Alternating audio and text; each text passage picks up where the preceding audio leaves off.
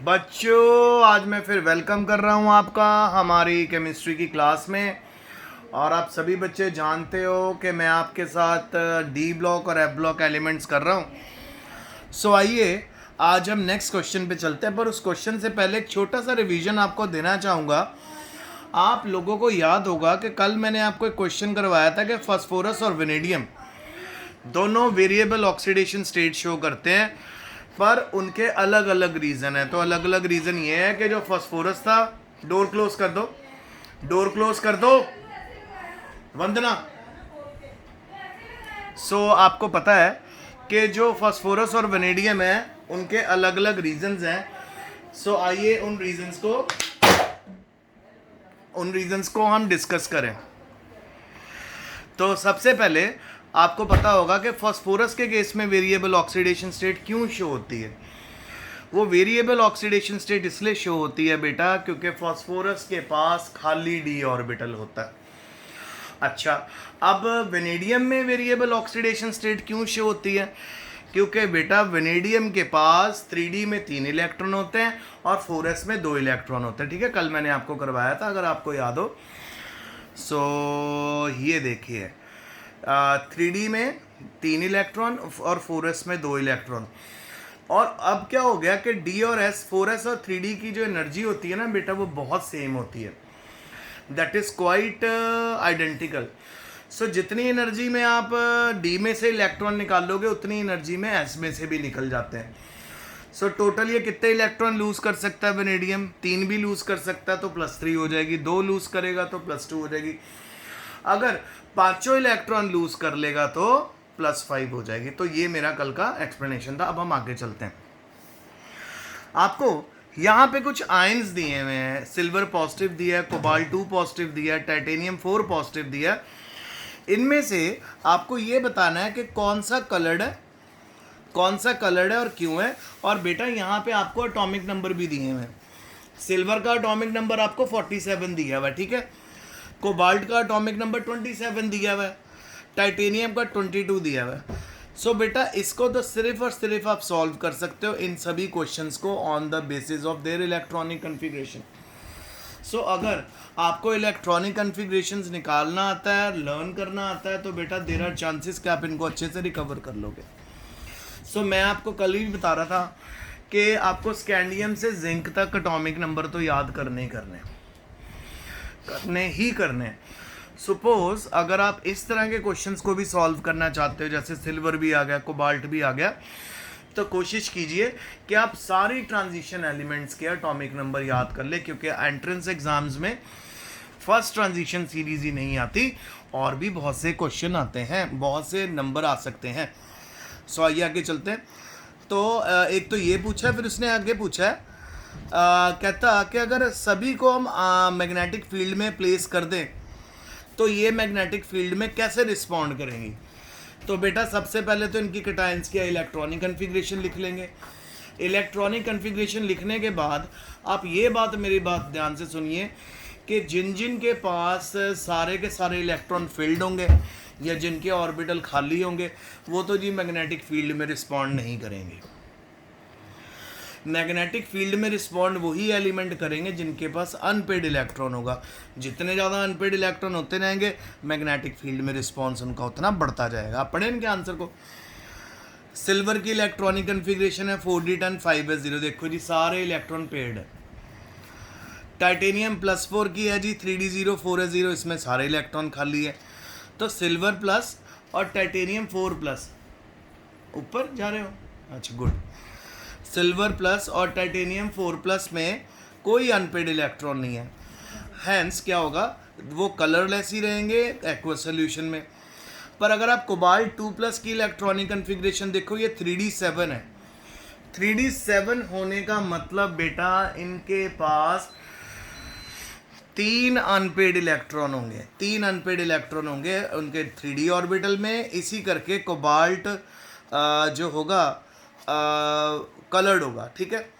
Silver, cobalt और titanium में से हमारा कोबाल्ट कलर्ड आ रहा है, क्योंकि सिल्वर का d ऑर्बिटल भरा हुआ है, टाइटेनियम का d ऑर्बिटल भी खाली है, s ऑर्बिटल भी खाली है, +4 ऑक्सीडेशन स्टेट में। पर कोबाल्ट 2 की जब +2 ऑक्सीडेशन स्टेट होती है उसके अंदर D7 हो जाता है। D7 मतलब उसके पास 3 अनपेड इलेक्ट्रॉन होते हैं। इन 3 अनपेड इलेक्ट्रॉन्स के कारण ही वो कलर्ड होगा और 3 अनपेड इलेक्ट्रॉन के कारण ही वो पैरामैग्नेटिक होगा। यानी मैग्नेटिक फील्ड में जब आप इन कटायंस को रखोगे तो इन तीनों में से जो मैग्नेटिक फील्ड को रिस्पॉन्ड करेगा वो कोबाल्ट 2+ ही होगा, क्योंकि उसके पास अनपेड इलेक्ट्रॉन है। तो देखिए, सिल्वर प्लस, कोबाल्ट 2+ और टाइटेनियम 4+ में से कोबाल्ट 2+ के पास 3 अनपेड इलेक्ट्रॉन है 3D सीरीज में। Hence cobalt 2+ is paramagnetic and it will be attracted in magnetic field. Silver plus and titanium 4+ have no unpaired electrons, so they are diamagnetic and they will be repelled by magnetic field. ठीक है, क्यों में repel होंगे, क्यों attract क्यों नहीं होंगे? क्योंकि उनके पास अनपेड इलेक्ट्रॉन नहीं है। तो समझ आ गया आपको क्वेश्चन। नेक्स्ट चलते हैं। What is meant by disproportionation of an oxidation state? ये हमारा बेटा क्वेश्चन जो उठ के आया ना, डिस्प्रपोर्शनेशन रिएक्शन, ये हमारा क्वेश्चन उठ के आया +1 से।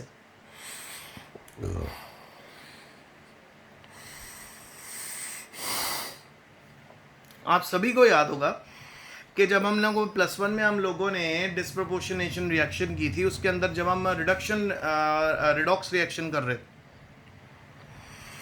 सो वहां मैंने आपको समझाया था रिडॉक्स रिएक्शन के चैप्टर में कि डिस्प्रपोर्शनेशन रिएक्शन वो रिएक्शन होती है जिसमें एक ही मेटल की ऑक्सीडेशन भी होती है और एक ही मेटल की रिडक्शन होती है।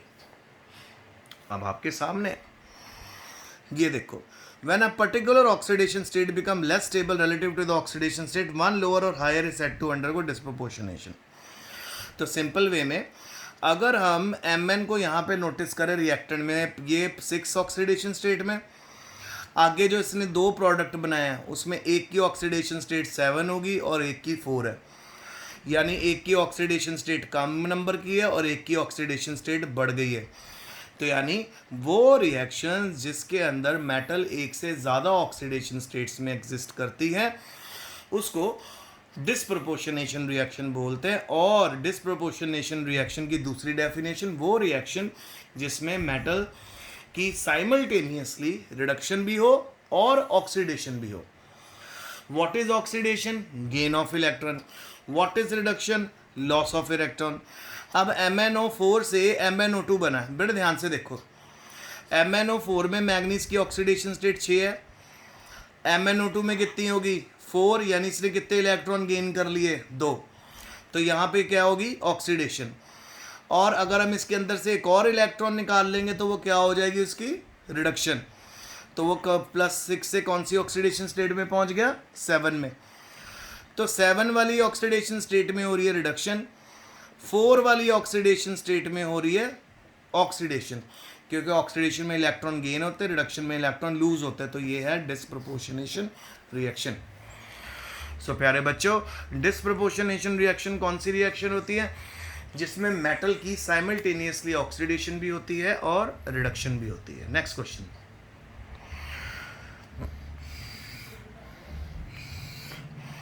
Giving reason indicate which one of the following would be coloured. So बेटा ये तो बड़ा इंटरेस्टिंग है। कॉपर + है, वेनेडियम 2+ है, स्कैंडियम 3+ है, निकल 2+ है। तो आइए हम मिलके इसको करते हैं।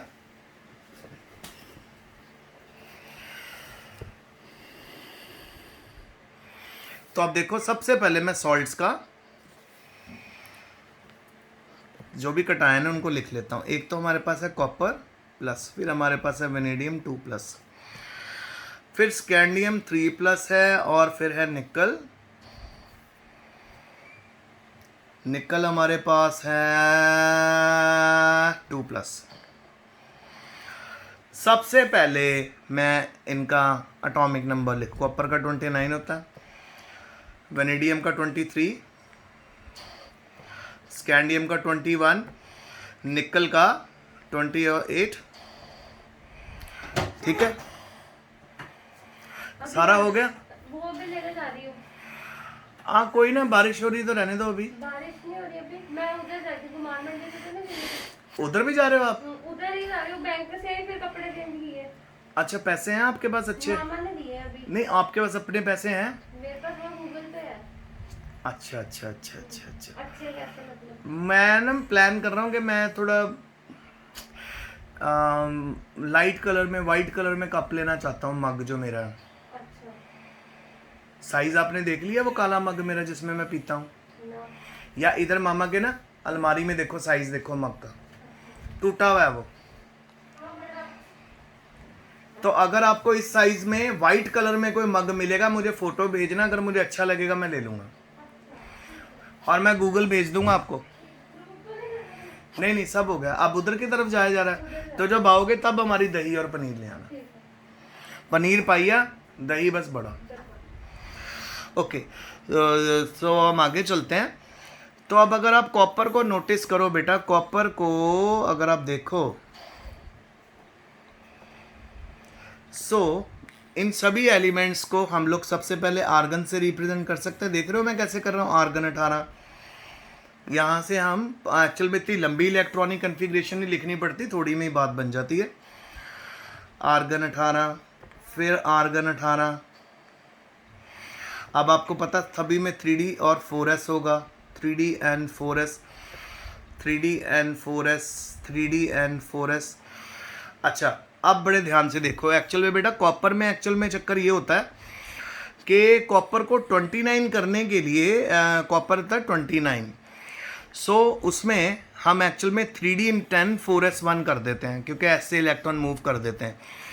तो यहाँ पे हमारे पास जो इलेक्ट्रॉनिक कन्फिग्रेशन बनेगी कॉपर प्लस की, वो बनेगी 3D10।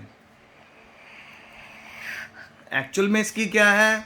3D10 4s1, ठीक है, क्योंकि एक इलेक्ट्रॉन इधर जंप करवा दिया ना हमने, होती तो 3D9 4s2 है ना। सो हाफ फिल्ड करने के लिए एक इलेक्ट्रॉन जंप करा दिया, और जब आप इसके सॉल्ट को प्लस में लेके जाओगे तो यहाँ पे 0 हो जाएगा। सो जी कॉपर के पास तो कोई अनपेड इलेक्ट्रॉन नहीं है, ठीक है। सो ये कलर्ड नहीं होगा, तो हम लिखेंगे कलरलेस। बस याद रखना, जिसमें ऑर्बिटल खाली आ गया, जिसमें सारा ऑर्बिटल भरा हुआ आ गया, वो कलरलेस होगा, ठीक है। अब वेनेडियम 2+ में आ जाओ, 23 होता है, 4s2 वेनेडियम 23 के लिए 3D3 होगा, 4s2 होगा। अब अगर हम इसको कन्वर्ट करें +3 ऑक्सीडेशन स्टेट में, सो 4s 0 हो गया, 3D कितना हो गया? 2। अब आप अनपेड इलेक्ट्रॉन कितने देख रहे हो वेनेडियम में? 2 अनपेड इलेक्ट्रॉन आ गए। सो 2 अनपेड इलेक्ट्रॉन, यानी ये क्या बन गया? कलर्ड। +3 में जाने के बाद भी, यानी +3 में कैसे जाएगा? 2 इलेक्ट्रॉन S से निकल जाएंगे, 1 इलेक्ट्रॉन D से निकल जाएगा, तो तभी तो 3 इलेक्ट्रॉन निकालने, तब भी इसके पास 2 अनपेड इलेक्ट्रॉन मिलते, तो कलर्ड है। अब स्कैंडियम 3+, स्कैंडियम होता है जी 3D1 4s2। अब जब आप इसको +3 ऑक्सीडेशन स्टेट में लेके जाओगे तो ये बन जाएगा 3D0 4s0, कलरलेस, क्योंकि अनपेड इलेक्ट्रॉन है नहीं। अब निकल होता है हमारे पास बेटा 3D8 4s2, निकल को +2 में लेके जाओ, 3D8 बचेगा, 4s2 होगा। अब इसके d ऑर्बिटल बना के देखें, 4s0, s में से निकल जाएंगे ना, 1 2 3 4 5, सो 1 2 3 4 5 6 7 8, कितने अनपेड इलेक्ट्रॉन आ गए? 2 अनपेड इलेक्ट्रॉन, 2 अनपेड इलेक्ट्रॉन से भी ये क्या हो गया? कलर्ड। सो फाइनली हमारा कंक्लूजन, पहला वाला कलरलेस, पूरी फुली फिल्ड d ऑर्बिटल है, दूसरा वाला कलर्ड, 2 अनपेड इलेक्ट्रॉन है, तीसरा वाला कलरलेस, क्योंकि इसके पास सारा d ऑर्बिटल भी खाली हो गया, s भी खाली हो गया। निकल कलर्ड आ गया 2+ में, क्योंकि इसके पास 2 अनपेड इलेक्ट्रॉन आ गया। अब जरा मैच कर ले, आइए करें।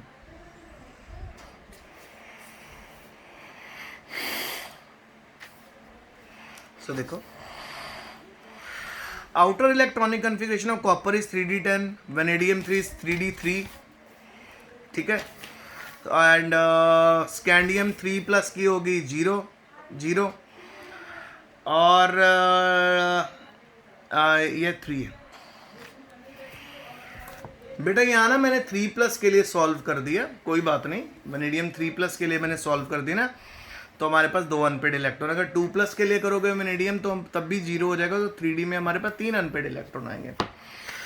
सो सभी को देखने के बाद हम ये बात पे पहुंचे कि एक तो कॉपर प्लस और स्कैंडियम प्लस 3+, ये अनपेड इलेक्ट्रॉन इनके पास नहीं होते, इस करके ये कलर्ड नहीं होंगे। जबकि वनेडियम 2 पॉजिटिव, निकल 2 पॉजिटिव के पास अनपेड इलेक्ट्रॉन है, इस करके वो कलर्ड है। कहाँ पे अनपेड इलेक्ट्रॉन है? उनके डी ऑर्बिटल में। सो बेटा मैंने आज का टॉपिक भी आपके साथ मैं यहीं पे रोकना चाहूँगा। तो आज मैंने आपको क्या क्या करवाया है, एक तो सबसे पहले मैंने आपको आज ये करवाया है कि कैसे हम ढूंढते हैं कि कोई भी एलिमेंट कलर्ड होगा कि नहीं होगा। अगर तो उसके पास अनपेड इलेक्ट्रॉन है तो वो पक्का कलर्ड होगा।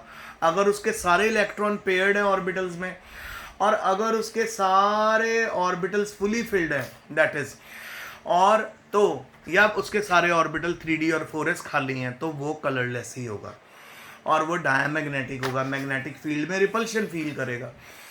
और जितनों के पास अनपेड इलेक्ट्रॉन होंगे वो पैरामैग्नेटिक होगा, मैग्नेटिक फील्ड में अट्रैक्शन फील करेगा। तो ये हमारा आज का लेक्चर था। आई होप आपको समझ आया होगा। सून में आज आपके साथ गूगल मीट ऐप पे मिलने वाला हूँ, तो जो भी आपकी क्वेरी है आप पूछ सकते हो, मैं उसको रिजॉल्व कर दूंगा। आज के लिए इतना ही। Stay home, stay safe, best.